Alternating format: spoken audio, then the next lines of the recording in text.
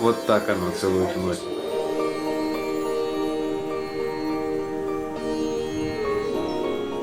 Здравствуйте, друзья! Намасте, Мираба, 11 января 2024 года. Не забывайте подписаться на канал, если вы нас смотрите без подписки, а также присоединяйтесь к нашим ресурсам в Telegram, ссылки будут в описании. Наверное, главная наша новость — это то, что Roxy пришел сертификат DGFT или DGFT. Это разрешение от Министерства внешней торговли на ввоз запрещенного объекта с названием «Кошка». Вот так вот он выглядит, этот сертификат. Так что если вы хотите поехать в Индию с питомцем, вам нужно сделать вот такую штуку. У нас ушло чуть больше месяца на получение этой бумаги. Здесь индийский рандом, у кого-то может уйдет больше, но, наверное, не меньше, чем месяц.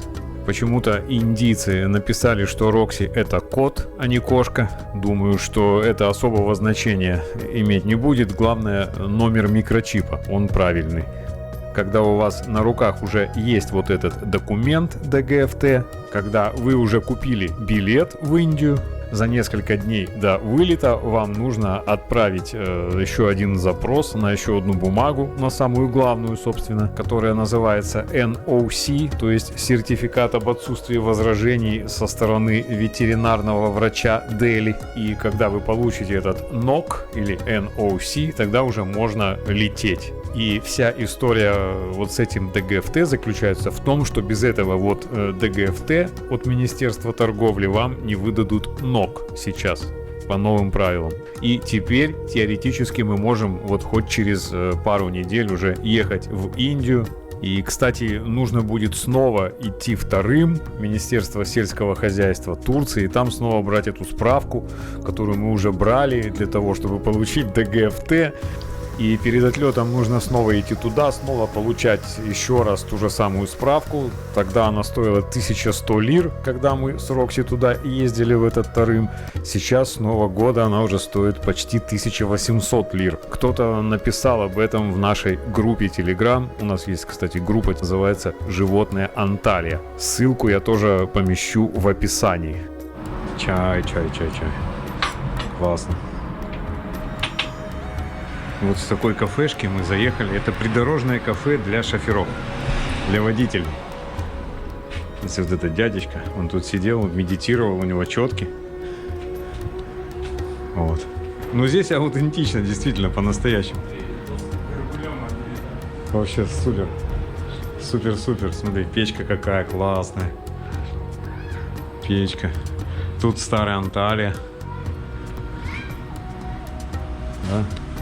Вот тут античная фигурка. Какие кресла. Как помните, у папы Карла было в каморке картина, и там что-то за этой картиной. И здесь тоже заходишь туда, внутрь. Наши велики. Котенок. Привет, котенок. Привет, малыш. Вот она какая красавица, да? О, вот она. Вот она. Раньше вес, говорят, стоил 1 лиру. Кошка на границе света и тени. Макс, расскажи что-нибудь. Как тебе в Турции отдыхается? Хорошо отдыхается. Вкусный. Не сезон только для дайвера. Да. Самый сезон, классно. Вот где надо семейки есть на самом деле. Вот в этой кафешке. Она вкусная. Это я как раз купил Roxy в подарок на день рождения. Вот эту красивую оранжевую жилетку, шлейку. В таком маленьком, практически деревенском придорожном зоомагазинчике. У Roxy день рождения 1 января. Ну, по крайней мере, так написали ей в ее паспорте в ветеринарной клинике. Поели. 30 лир заплатили за двоих. Отличная придорожная кафешка. И котик нас провожает. Котик, ты что? Иди туда. Здесь машины, здесь опасно. Мы ему понравились. Котику. И собачка есть вон там. спит. А вон семит большой здесь. При дороге. Я что и увидел вот этот семит, когда мы ехали. Вот здесь мы. Дрончик сейчас запускали в полет. Вот здесь, на этом пятачке. Он предупреждает, что летайте здесь осторожно. Здесь вот недалеко аэропорт Анталии. Здесь действительно недалеко аэропорт. Большой. Кс-кс-кс. Привет. Мяу. Поговорили. Это котик. Рыжий котик. Котик, привет, котик. Как живешь в Анталии? Мяу. Вот так. Вот такой котик. Красавец. Привет, красавец. Привет, красавец. Ты родственник Рокси, тоже рыжий кот, красивый.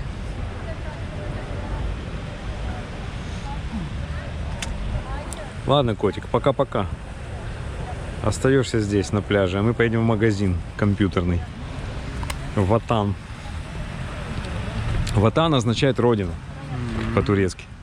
Фактически это уже район Лара, недалеко от Дюденского водопада. На Дюденский водопад мы туда не поедем, потому что там вообще нельзя снимать с дрона. Близко аэропорт, вернее, вот эта дорога воздушная, по которой взлетают и садятся самолеты, она как раз проходит вот прямо над вот этим Дюденским водопадом, который там дальше еще несколько километров отсюда. Я там хотел поснимать с дрона однажды, и программа, вот эта DJI Fly, она просто даже не дала мне взлететь. Она говорит, здесь летать нельзя. А вот в этом месте, пожалуйста, можно летать, все нормально. Хотя несколько километров буквально до той точки, где нельзя летать. Лара — это очень красивый район города Анталии. Но на самом деле административно такого района нет. Лара — это называется пляж. А район, в котором мы находимся, это все та же Мурат-Паша. Просто так повелось, что вот эта часть большого района Мурат-Паша называется Лара по названию пляжа. Очень здесь красиво и приятно, особенно когда солнышко и хорошая погода. Кстати, 7 января у меня был день рождения, и вот весь день 7 января шел дождь. Сегодня уже 11 января, когда я монтирую это видео, и до сих пор идет дождь. Он так и не прекращался с 7 января. Видите, там справа от флага такой поворот направо, дорога поворачивает вглубь материка, так сказать. Там как раз находится большой компьютерный магазин Ватан. И мы сейчас с Максом туда поедем, посмотрим, что, почем, какие цены в компьютерном магазине нынче в Анталии. Ватан в переводе с турецкого языка означает «родина». Также это распространенная марка разных консервов, кетчупов. Тоже продаются под маркой Ватан. Смотрите, какой красивый здесь обрыв. Вот эти скалы. Это называется клифф по-английски. То есть высокий, скалистый, обрывистый берег. Чем-то напоминает клифф в Индии, в штате Керала, в Варкале. Такое есть туристическое райское местечко Варкала. Я там был несколько раз, еще до того, как начал снимать видео для Ютуба. В прошлые прекрасные, замечательные, мирные, свободные и спокойные годы, в нулевые.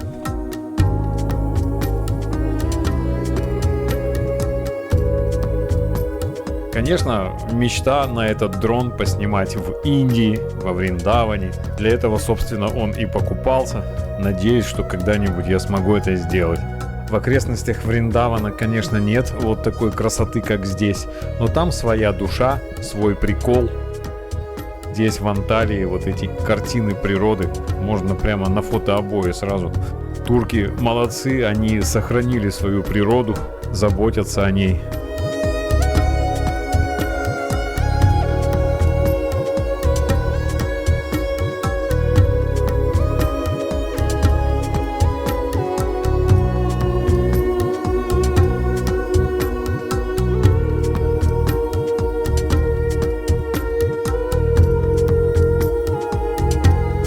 Приехали на родину. Почему на родину? Потому что Ватан переводится как родина. Ватан компьютер, родина компьютеров. Красивый цвет. Тебе надо, наверное, все-таки колесо с этой стороны. Нормально? Никто не заденет? Будет выезжать, он, чувак? Как-нибудь заденет точно. Вот сюда лучше поставь. Все нормально. Нормально, ты думаешь? Ладно. Ну здесь, смотри, 256 гигабайт памяти. Ну вот это супер AMOLED уже. Вот я вижу по качеству картинки. Вот стоит 15,5 тысяч. Вот, кстати, есть 36 за 12. Вот есть вообще 9. 42 тысячи лир. Вот такое чудо. Со всех сторон экраны. Еще и складной.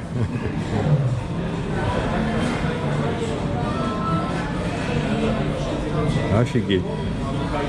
Надолго его хватит, вот эта складная штука? Она не влияет на надежность? Влияет. Прощупываются пальцы на экране. Да, я вижу, вон складка. Ну а как ты сделаешь по-другому? Как-то, да, что-то как-то я бы не стал покупать такой. Бликует. Я бы не стал покупать. Ну, в принципе, можно вот в таком режиме, наверное, все время работать. Собственно, какая разница? Раскладушка. Да, раскладушка. Вот моя GoPro снимает своих старших братьев, вернее младших, которые появились после нее. GoPro 12 Black. Да, у меня GoPro 7. Ей уже сколько лет? Она у меня с 19 года. С конца 19. Вот. Это смарт-часы тоже дорогущие. А? Под Apple сделано. Ну какая цена, блин. Да ну, что-то ноутбук можно очень крутой купить за 40 тысяч лир. Ну, это реально бред какой-то. Ну, зато есть вот бритвочки. Хорошая. Вот Philips хороший. У меня электробритва Xiaomi. Я купил ее за 2000 рублей. И вот я бреюсь уже 2 года ею. Никаких проблем. Xiaomi. Китайская. Хорошие сковородки. Наушники. Я люблю наушники. Это типа Бонни, не Sony, а Бонни. Знаешь, ты так вот краем глаза, о, Sony. Бонни. Снопи Бонни. Китайцы любят вот под какие-то бренды косить вот так психологически. А у меня Sony, ты что? Какой Sony? Он, человек может купить и так и думает, что у него Sony. Кофемашинка стоит всего 1500 лир. А велосипеды есть? Велосипедов нет, зато электросамокат в изобилии. Вот, известная марка. А? Он плавно Двухподвес, да. будет ходить хорошо. Но он как бы меньше стоит, чем Xiaomi вон за 26. Но это Kuga фирменный. Kuga. Прикольно. Вот такой монитор хочу себе.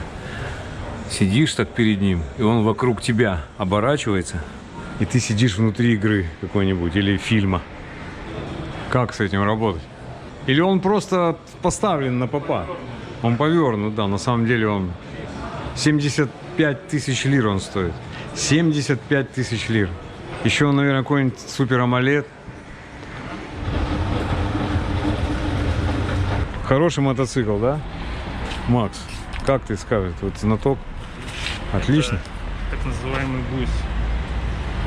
Там кардан, цепи нету. Да. Шикарный мотоцикл. Здесь лучше всего покупать все онлайн у них. Более-менее цены нормальные. А так вот в магазинах. Техноклаб, который, он есть в магазине Марк Анталия в торговом центре. В основном. Я ж покупал там свой телефон турецкий, вот этот. Oppo. Когда решил здесь остаться, нужен был турецкий телефон, который не заблокируется со временем. Он, конечно, китайский, а не турецкий, но он куплен в Турции. Это Техноклаб. Ну, цены, наверное, такие же здесь.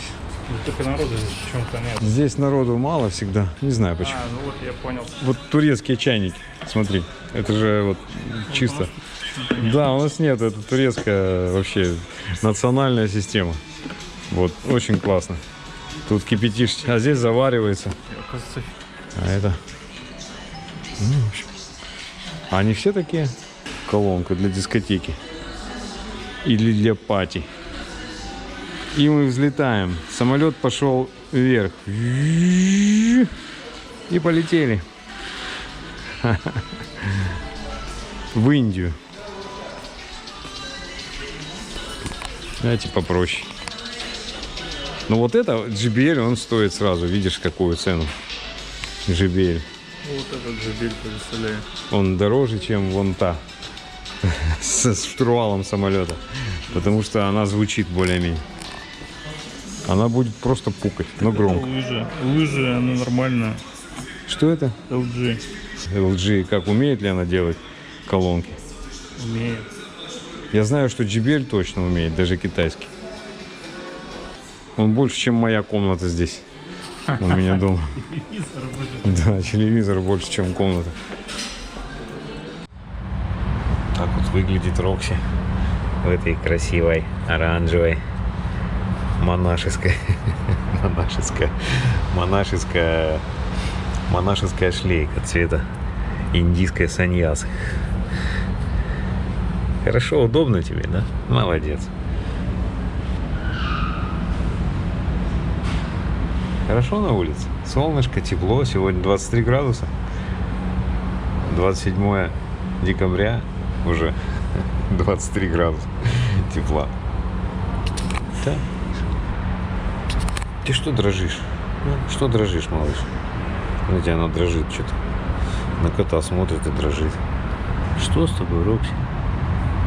Может, ей холодно? Да вряд ли, на улице тепло.